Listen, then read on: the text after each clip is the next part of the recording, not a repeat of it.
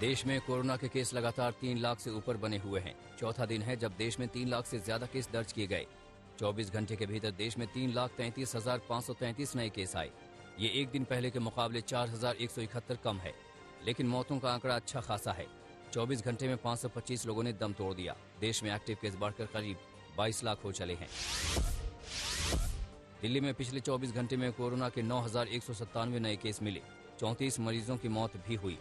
दिल्ली में अभी weekend curfew से छूट नहीं मिली है, हालांकि सरकार ने इसकी सिफारिश एलजी से की थी। कर्नाटक में 24 घंटे में कोरोना के नए मामले 50,000 के पार रहे। अकेले बेंगलुरु में करीब 26,000 लोग बीमार पड़े हैं। कर्नाटक नए केस के मामले में लगातार सबसे ऊपर बना हुआ है। चुनाव वाले राज्य उत्तराखंड में 24 घंटे में 3727 कोविड केस आए। देश में ओमिक्रॉन वेरिएंट अब कम्युनिटी ट्रांसमिशन के स्टेज में पहुंच गया है। इसका मतलब ये हुआ कि देश में ओमिक्रॉन के मामले और बढ़ने वाले हैं। केंद्रीय स्वास्थ्य मंत्रालय की संस्था इंसाकोक के अनुसार दिल्ली और मुंबई जैसे शहरों में कम्युनिटी स्प्रेड हो चुका है और देश के कई महानगरों में ओमिक्रॉन के केस बढ़ने वाले हैं। अब तक के ओमिक्रॉन से जुड़े ज्यादातर मामले बिना लक्षण या हल्के लक्षण वाले हैं, लेकिन पिछले कुछ दिनों में अस्पताल में भर्ती होने और आईसीयू के मामले बढ़ गए हैं।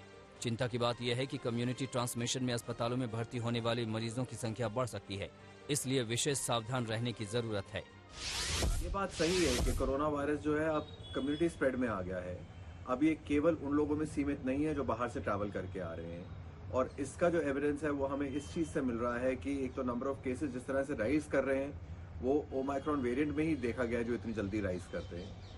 ये एक माइल्डर इलनेस भी पाई जा रही है। 3 से 5 दिन में लोग यूजुअली रिकवर कर रहे हैं as compared to delta variant, जिसमें लोगों को लंबी बीमारी रह रही थी, हॉस्पिटलाइजेशन की जरूरत पड़ रही थी। अब ऐसा नहीं है।